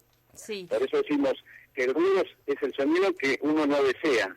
Ujú. Pero sí, aquellos sonidos que tienen una intensidad, un nivel de intensidad mayor a los 70 decibeles, como planteaba usted, esos sonidos sí pueden generar efectos en la salud o algunas consecuencias en la salud y a la calidad de vida de la población, por más que no quizás estemos acostumbrados, no sé si uno por ahí se acostumbra a los ruidos, Sí. pero no por eso no afectan la calidad de vida de la población, ¿es así? Sí, por supuesto, o sea, es una contaminación y la contaminación atenta contra la salud de la gente. Los niveles de ruido de tránsito, no hay que pensar que uno se va a quedar sordo directamente porque hay 70, 75 decibeles, hasta 80, o porque uno toca bocina. Uno directamente que va a afectar el oído. Para afectar el oído, la audición directamente tendría que ser un sonido bastante importante o una persona estar expuesta a un sonido de más de 85 decibeles, que es como estar prácticamente gritando o hablando muy fuerte durante mucho tiempo. Sin embargo, el ruido en niveles menores, si bien no afecta directamente la audición, afecta indirectamente la salud, porque uno, por ejemplo, no puede dormir, uno cuando va a trabajar no puede concentrarse en el trabajo, hay problemas de comunicación, problemas de aprendizaje, es decir, afecta indirectamente a muchísimas personas. Una persona que trabaja y no puede descansar bien, seguramente no va a poder trabajar de la misma forma, va a estar molesta, va a estar más estresada, va a cambiar su humor, y así toda la gente que está inmersa en esa contaminación, sin darse cuenta que es por el ruido, va a cambiar su nivel de vida para peores, estar más estresada, y eso va a derivar en problemas físicos para la salud, desde estrés, el simple estrés, hasta problemas cardiovasculares, presión, problemas psicológicos, aunque parezca mentira, es así. Hay otro tema muy importante, que indirectamente también puede afectar la audición, porque, digamos, hoy en día, sabemos que los chicos usan mucho los auriculares con los teléfonos, con los MP3. ¿Qué pasa? Si uno quiere escuchar la música y está viajando en un tren, por ejemplo, o por la calle, y tiene un nivel de fondo muy alto, tiene que poner el volumen alto para poder escuchar la música. Entonces terminan poniéndose niveles que ahí sí directamente afectan la audición. Hoy en día encontramos gente jóvenes que tienen problemas de audición y tienen que usar audífonos, cuando hace años solamente usaban audífonos las personas mayores de 80 años. Y hoy encontramos jóvenes ya de más de 20 años que tienen problemas de audición. Bien. Ingeniero, Cristian Rodríguez lo saluda. Quería preguntarle en ese sentido con los auriculares, porque está lleno de gente, especialmente en la ciudad, y me parece que a medida que aumenta el nivel de contaminación de ruido urbana, me parece que la gente tiende todavía más a buscar aislarse con la música y con los auriculares. A tapar los otros ruidos. A tapar los otros ruidos. Mejora... Claro, ¿mejora algo usar auriculares de cancelación de ruido, que son los auriculares que están volviendo a usarse? Hubo una época en la que se usaban los chiquititos que se metían adentro del oído, ahora están volviendo los ochentosos grandes con cancelación de ruido. ¿Funcionan en ese sentido para mejor o para peor? No, o sea, vamos a distinguir una cuestión. Hay unos auriculares que se llaman de cancelación de ruido, pero esos sirven para anular el ruido externo que se usan laboralmente, y son efectivos únicamente con ruidos en particular, no ruidos aleatorios, sino si uno trabaja al lado de una máquina que tiene un ruido bastante conocido, esos auriculares funcionan bien, pero es para el ambiente laboral, digamos. Lo que pasa normalmente, lo que está pasando es que toda la gente usa auriculares para escuchar música mientras camina, mientras viaja, y ¿qué es lo que pasa? Como afuera hay un ruido muy alto, por ahí hay 70, 75 decibeles, o hasta 80, picos de 80, 85, la persona tiene que lograr arriba de 90 para poder escuchar la música. Entonces pasan dos cosas. Primero, la música está comprimida en un rango entre 90 y 100 decibeles, es decir, que toda la música que uno escucha está en ese pequeño rango de 90 a 100 decibeles, que es altísimo, y que una persona que está ya 4 horas con eso en el oído, ahí empieza a afectar la audición, o sea, pierde la audición, se le empiezan a deteriorar el oído interno a nivel sensorial, y bueno, eso hace que es irreversible. Mientras que uno no puede apreciar la música en todo el rango dinámico, porque uno, si puede escuchar una música tranquilamente, tendría que escuchar desde 40 hasta 100 decibeles. Uno cuando va a una orquesta, hay lugares que Hay momentos del concierto en donde la música es muy suave, hay otros momentos que es más fuerte. Ese rango dinámico no se puede aplicar hoy en día si uno está inmerso en un nivel de 70 decibeles. Bien. Porque todo lo que esté por debajo de 70 no lo va a escuchar. Claro. Y eso hace que existe una pérdida auditiva en los jóvenes. Bien. Usted hablaba de que trabajaban en el laboratorio y que habían realizado un mapa de ruido. ¿Para qué sirven estos mapas de ruidos? ¿Cómo se elaboran? El mapa de ruido es una herramienta que nos da un diagnóstico de una situación de contaminación. Es una herramienta, ¿no?, de las tantas que hay.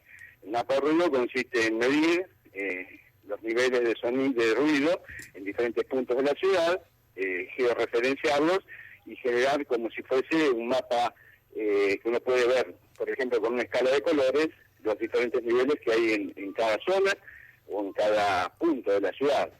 Esto uno puede relacionarlo con el tránsito, con cuáles son los vehículos que producen más ruido, si son los colectivos, los camiones. En general los camiones son los más ruidosos, le siguen los colectivos, después las motos. Y bueno, esto sirve para poder planificar qué hacemos con el ruido. Vamos a dejarlo así, vamos a dejar que crezca sin ningún tipo de regulación, sin ningún tipo de ordenamiento, o vamos a hacer algo para ordenar, para que una ciudad, por ejemplo, por supuesto no va a pretender que una ciudad sea silenciosa en todas las partes, pero sí uno puede pretender que sea previsible, es decir, que tenga zonas residenciales en donde se proteja, en donde la gente pueda ir a dormir y pueda descansar para después ir a trabajar, y haya zonas de esparcimiento en donde, bueno, el ruido pueda ser más elevado. Claro. Entonces uno sabe, si uno quiere vivir en una zona tranquila, si las autoridades, digamos, pueden tener un mapa de ruido o herramientas para diagnosticar y decir, en esta zona vamos a proteger, esta zona vamos a concentrar acá los ruidos en esta parte. Es decir, una planificación a futuro. Si uno no lo hace, después el ruido crece sin ningún tipo de control. Ustedes están trabajando en un proyecto de ley para presentar, ¿verdad? Sí. Nosotros ya hace muchos años, desde el laboratorio de acústica, el personal que estamos ahí, y también acústicos de toda la Argentina, gente de Rosario, de Córdoba, ha participado en un proyecto nacional para la prevención y corrección y control de la contaminación acústica en la República Argentina. Ese proyecto de ley se presentó 2 veces ya, tuvo media sanción las 2 veces, después caducó, se ha perdido el estado parlamentario, y bueno, justamente en junio ingresó por tercera vez, tanto a la Cámara de Diputados como a la Cámara de Senadores, el proyecto ya mucho más purificado, digamos, trabajado. Nosotros trabajamos como asesores, digamos, y bueno, esperemos que esto pueda progresar, porque realmente hay un vacío legal muy grande a nivel nacional y solo existen ordenanzas muy salteadas que están inconexas entre sí y que tienen bastantes efectos técnicos. Bien, y además de estas medidas, digamos, colectivas o sociales, estas medidas sociales, ¿qué puede hacer la persona, el individuo, como medida de prevención? Algo que tenga que ver con la higiene sonora, por ejemplo, o algo No te entendí, salió un poco cortado. ¿Podés repetir? No, que además de estas medidas colectivas o de estas cuestiones que tienen que ver con leyes u ordenanzas sociales, ¿qué puede hacer el ciudadano, uno como individuo, como medida de prevención ante la contaminación acústica, ante los ruidos? Bueno, si hay algo que se puede lo primero que tiene que hacer es tomar conciencia que el ruido es una contaminación sonora a la que no se tiene que acostumbrar. Eso es lo primero. Lo que está pasando es que la gente no se da cuenta que está inmersa en la contaminación sonora. Se acostumbra. Nosotros hemos hecho encuestas y la gente se va acostumbrando. Entonces, ¿qué va pasando? Va haciendo eso, va usando los auriculares más fuertes. Es como que parece que es normal y no es normal, porque cuando quiere acordar va a tener problemas físicos, problemas de salud, y no va a saber bien de dónde viene. Entonces, lo primero que es tomar conciencia, no acostumbrarse a eso y reclamar una mejor nivel de vida en ese sentido. La educación es fundamental, empezar a educar, así como uno educa a sus hijos a que no hay que tirar basura en la calle o hay que cuidar la naturaleza, también hay que cuidar el entorno. O sea, yo no puedo tirarle al vecino una bolsa de basura en el patio, sin embargo, la gente le tira sonido y ruido a todo alrededor, sin importar por ahí el horario, o genera ruidos innecesarios. Entonces, eso es lo primero que hay que hacer. Para protegerse uno del ruido, es muy difícil en el entorno donde vivimos. Uno no puede hacerse un búnker y meterse ahí adentro, o sea, tendría que gastar mucho dinero en realizar aislamiento acústico en toda su casa para aislarse del sonido que hay afuera, pero una persona no vive encerrada en su casa, tiene que ir a trabajar, tiene que... Por lo tanto, yo creo que lo que tiene que hacer la gente, el ciudadano común, es concientizarse de eso, tomar en cuenta este tema y bueno, y reclamar y preocuparse para que esto mejore. Perfecto. Bueno, ingeniero Ariel Vélez, muchísimas gracias por esta comunicación. Un gusto. No, gracias a ustedes. Hasta luego. Estuvimos hablando con el ingeniero Ariel Vélez, especialista del Laboratorio de Acústica del Centro de Investigaciones Científicas de la provincia de Buenos Aires. Ha llegado nuestra media horita, la última media horita dedicada al taller de texto, que no es muy breve en el caso de Salinger, ¿no, Cristian? No, este cuento es un cuento de 12 páginas. Todos los cuentos de los 9 cuentos tienen una extensión mediana, digamos. No son cuentos cortos, pero son maravillosos. Yo me acuerdo que cuando dábamos el taller, Salinger es uno de los tipos que uno menciona para dar ejemplo de precisión, de escritura a ras del piso, de un montón de cosas que vamos a ir mencionando a medida que cuentes algo sobre un día perfecto para el pez banana. Sí, un poquitito de orientación acerca del autor. Él nació en 1919, murió en el 2010, empezó a publicar en la década del 40, tiene en realidad un montón de obra publicada en el New Yorker de cuentos sueltitos hasta que llega finalmente en 1948 este cuento que es publicado, él estuvo publicando en otras revistas más chicas. ¿Este cuento cuál? ¿El pez banana? Sí. Ajá. Este es su espaldarazo, por decirlo de alguna manera. En 1948 se publica y con eso logra un contrato muy interesante que no creo que se aplique acá a muchas revistas, que es el contrato de primer rechazo. Todo lo que él escriba lo tenía que mandar primero al New Yorker y si el New Yorker le decía no nos interesa, lo podía mandar a otras revistas. Y ese contrato fue como muy jugoso y él se convirtió en ese momento, con ese cuento, en un escritor muy, muy reconocido. Este es un cuento muy particular porque hasta ese momento él escribía sobre soldados que volvían de la guerra. Este también tiene esa temática, pero inaugura la saga de la familia Glass y vamos a ver de qué manera, una manera muy particular, que es con el personaje central de la familia Glass, que se llama Seymour Glass. Seymour Glass, que siempre es un juego de palabras, ¿no? Porque es Seymour Glass, pero pronunciado parece que dijera ver más vidrio. Ver más vidrio, exacto. Y vamos a ver también qué tiene eso de ver más, como aparece en el cuento. El cuento en particular empieza con una conversación bastante anodina entre una chica que está en un hotel de Miami, está esperando que le den línea porque era el momento en el que llamabas a la operadora y te daban línea. Sí, y habla con su madre. Es ese llamado, ¿no?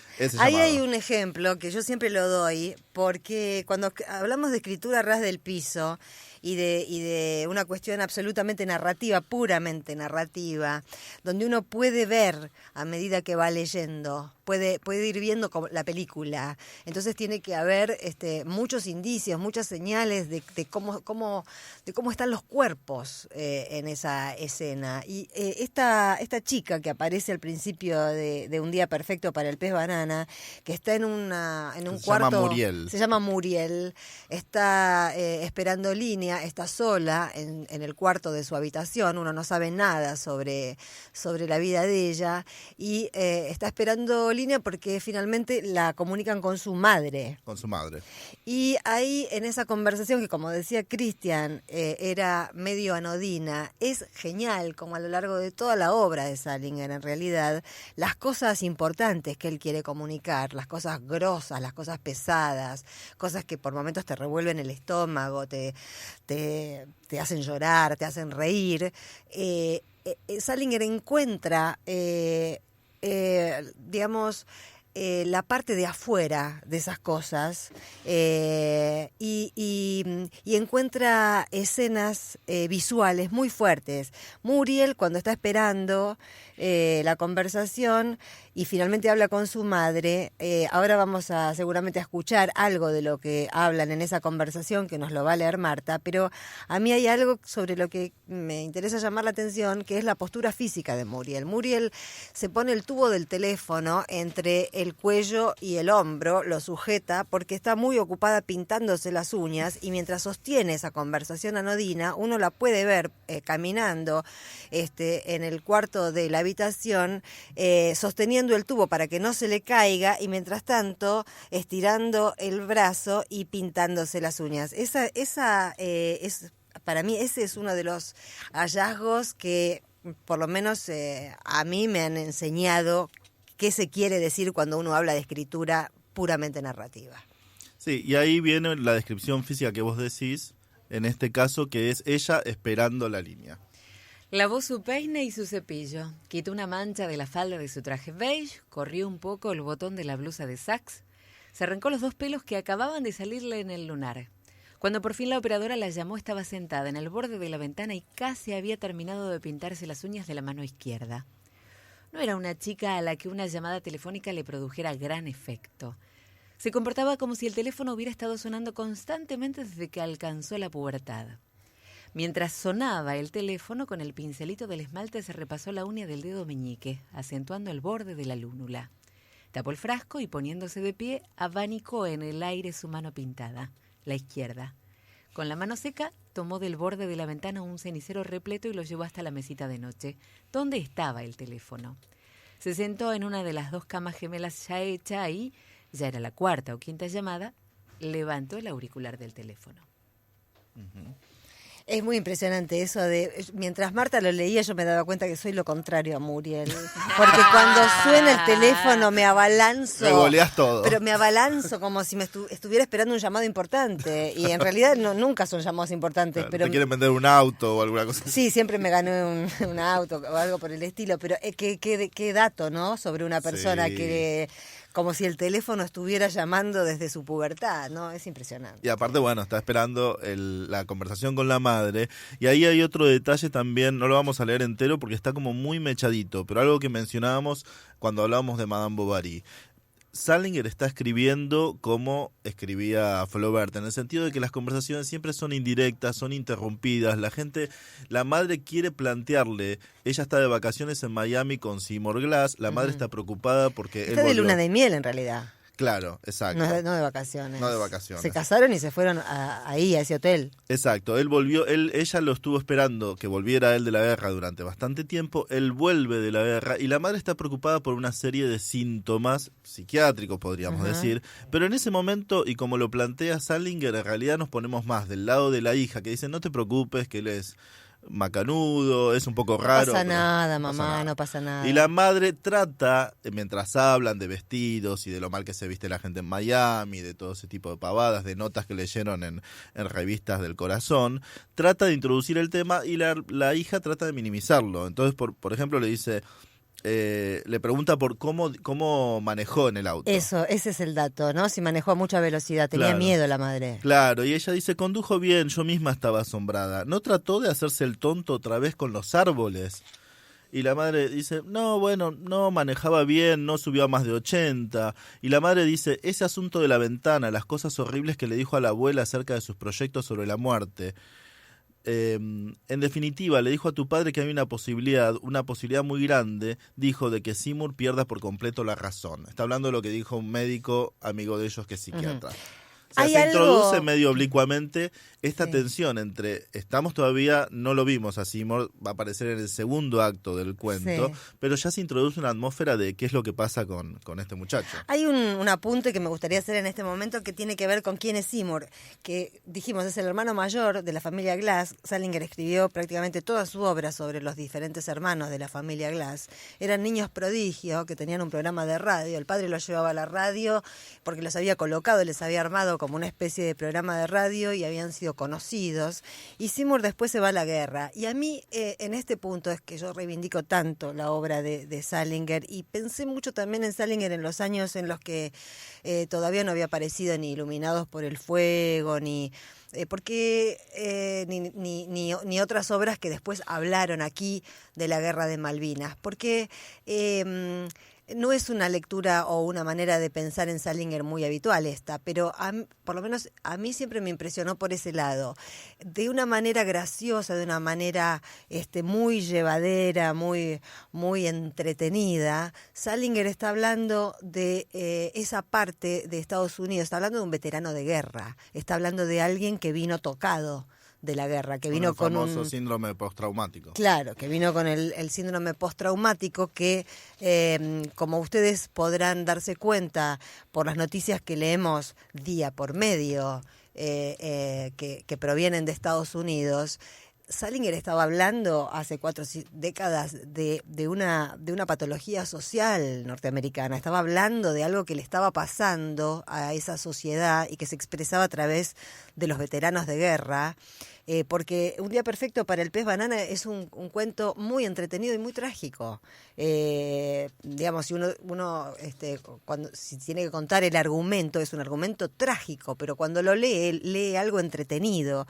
Entonces, también me parece que es piola pensar en Salinger como alguien que pudo, él fue veterano de guerra también, como alguien que pudo expulsar sus demonios y hablar de los demonios de su sociedad de una manera increíblemente creativa y evadiendo absolutamente todos los lugares comunes y conocidos. Bueno, después de esa conversación, la escena cambia y nos vamos a la playa, en la que vemos a Seymour en conversación con una nenita de la que se hizo muy amiga, que se llama Sybil Carpenter, una nenita de 8 años, supongo. Más chiquita. Sí. Que, bueno, eso es otro leitmotiv de la obra de Salinger, que es la aparición de los chicos y cómo los chicos se relacionan con los adultos. Sí. En particular con Seymour. Esta es una escena un poquito dilatada, pero es la escena central del cuento, así que la vamos a escuchar en voz de Marta. Sus costumbres son muy curiosas. Perdón. Están hablando, él acaba de decir, para entretenerla a ella, empieza a contarle que existen en el mar una especie de pez que se llama pez banana. Sus costumbres son muy curiosas, muy curiosas. Llevan una vida triste, dijo. ¿Sabes lo que hacen, Sybil? Ella negó con la cabeza. Bueno, te lo explicaré. Entran en un pozo que está lleno de bananas. Cuando entra aparecen peces como todos los demás. Pero una vez adentro, se portan como cerdos, ¿sabes? He oído hablar de peces banana que han entrado nadando en pozos de banana y llegaron a comer 78 bananas. Empujó el flotador y a su pasajera 30 centímetros más hacia el horizonte. Claro, después de eso engordan tanto que ya no pueden salir. No pasan por la puerta. No vayamos tan lejos, dijo Sybil. ¿Y qué pasa después con ellos? ¿Qué pasa con quiénes? Con los peces banana. Bueno, ¿te refieres a después de comer tantas bananas que no pueden salir del pozo? Sí, dijo Sybil. Mira, lamento decírtelo, Sybil, se mueren. ¿Por qué?, preguntó Sybil. Contraen fiebre bananífera, una enfermedad terrible. Ahí viene una ola, dijo Sybil nerviosa. No le haremos caso, la mataremos con la indiferencia, dijo el joven, como 2 engreídos. Tomó los tobillos de Sybil con ambas manos y empujó hacia adelante. El flotador levantó la proa por encima de la ola, el agua empapó los cabellos rubios de Sybil, pero sus gritos eran de puro placer. Cuando el flotador estuvo nuevamente inmóvil, se apartó de los ojos un mechón de pelo pegado, húmedo, y comentó: «Acabo de ver uno». «¿Un qué, amor mío?» «Un pez banana». «No, por Dios», dijo el joven. ¿Tenía alguna banana en la boca?» «Sí», dijo Sybil, 6. De pronto el joven tomó uno de los mojados pies de Sybil que colgaban por el borde del flotador y le besó la planta. Dijo la propietaria del pie volviéndose. ¿Cómo, ahora volvamos? Ya te has divertido bastante. No. Lo siento, dijo, y empujó el flotador hacia la playa hasta que Sybil descendió. El resto del camino lo llevó bajo el brazo. Adiós, dijo Sybil, y salió corriendo hacia el hotel. Bueno, me encanta cómo lee Marta. Gracias. Bueno, esta es la escena central del cuento, la que contiene el nudo simbólico, podríamos decir, porque podemos charlar un rato de qué significa ese pez banana y ese pozo de banana. Yo escribí sobre Sí, eso, una varias. contratapa hace unos años, obviamente que era una interpretación absolutamente personal, porque estas cosas se pueden, lo genial de estas cosas es que están abiertas para que uno las lea y les dé el contenido, pero para mí el pozo lleno de bananas que había en el fondo del mar, esas que cuando un pez banana que está en su naturaleza se encuentra ese pozo y no puede parar de comer bananas y después muere porque es demasiada la banana que encuentra.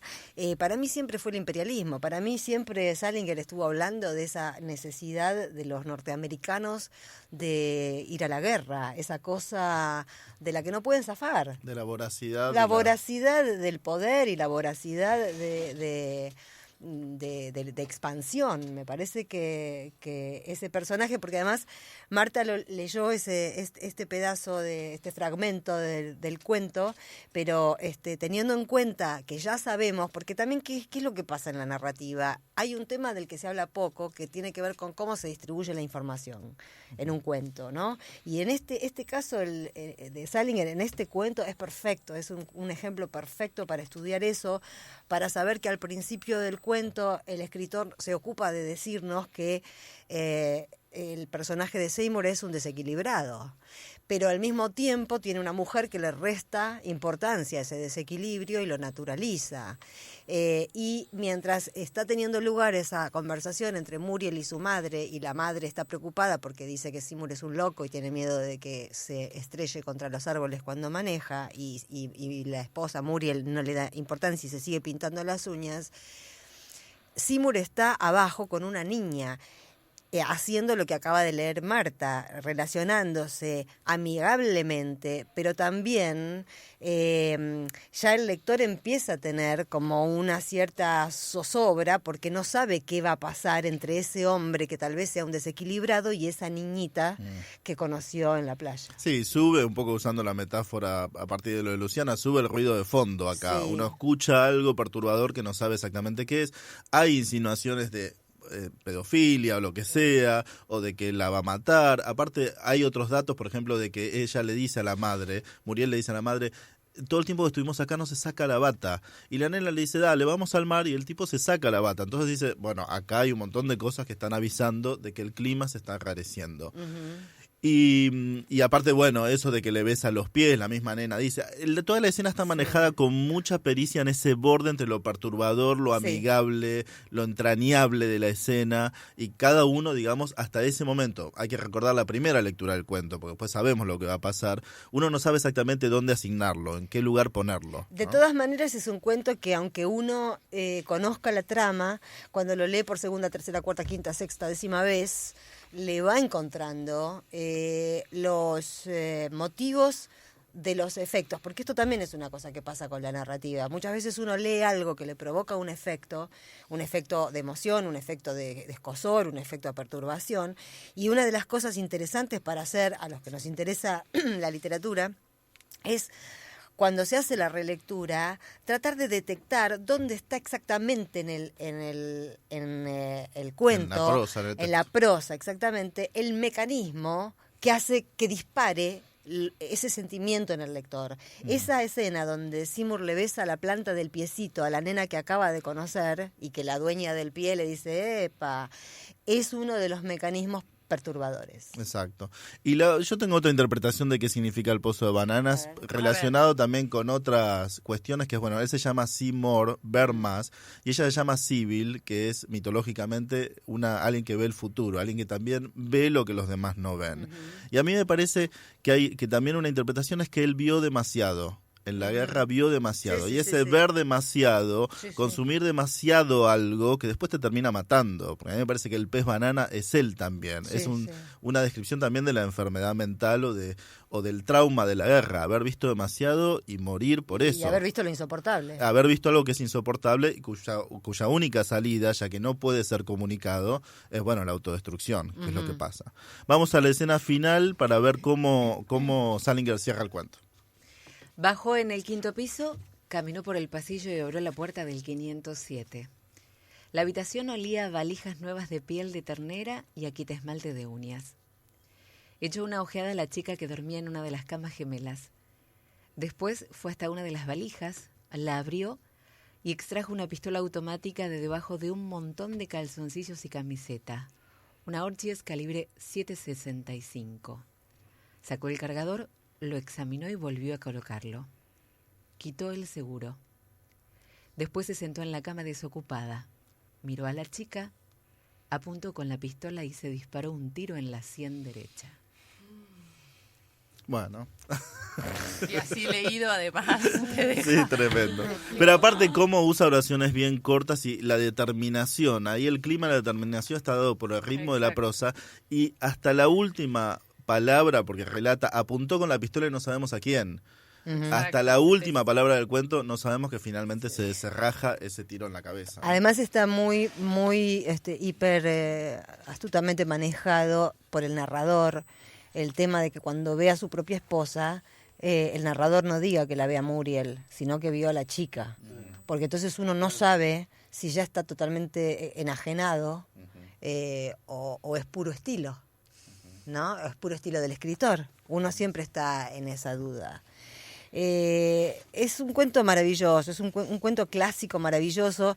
Todos los 9 cuentos de Salinger son increíbles. La semana que viene vamos a estar analizando El tío Wiggily vive en Connecticut. Sí, Parasmé con Amor y Sordidez. Bueno, esos otros dos, porque son, la verdad que no se puede no leer a Salinger. ¿Qué tal? Habla Juan desde Ushuaia. Escuchame una cosa, esa persona que te insultó, que te dijo cosas, que te agredió verbalmente, bueno, esa es la gente, ese pequeño grupo elitista, burgués, que quiere una Argentina para poco, quieren ellos nada más, y el resto de la población que vive en la pobreza, que vive en la indigencia, esa es la gente, que nosotros tenemos que combatirla políticamente. Chao, hasta luego. Sí, para el programa de Sandra Russo, soy María de Berazategui. Quiero decirle que yo me admiro de que la gente apoye tanto a Cristina y hable tanto de Cristina y cuando son las elecciones le bajen el pulgar. Bueno, gracias por los mensajes y bueno, nos faltan 5 minutitos. Los vamos a dedicar a María Teresa y a Enrique. ¿Se acuerdan que escuchamos las grabaciones de los llamados telefónicos y esta semana se volvieron un boom y además aparecieron? Viven en Mar del Plata, ¿no? Viven en Mar del Plata, sí, y bueno, ella apareció en distintos medios, un poco sorprendida por la fama, digamos, ganada repentinamente, diciendo que eso, por una cosa media rara, porque decía, eso no es tan importante, y después diciendo que siguen teniendo estas discusiones casi diariamente. Bueno, lo sorprendente fue que siguen juntos, María Teresa y Enrique. Lo sorprendente, yo le escuché una frase que me fascinó, que ella decía que sigue junto a Enrique, ya tienen décadas de matrimonio, porque, dice María Teresa, los grandes amores no son los que perduran. Filosofía pura. Sí, lo sorprendente es que no la asesinó él. No, es que debe ser una...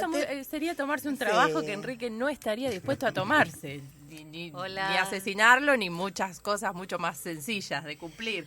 Hay una nota en Clarín que es buenísima, está muy bien escrita, donde la periodista intenta hacerles una entrevista a los dos. Y Enrique, es telefónica la entrevista, y Enrique dice, bueno, te paso con María Teresa porque ella te va a explicar bien.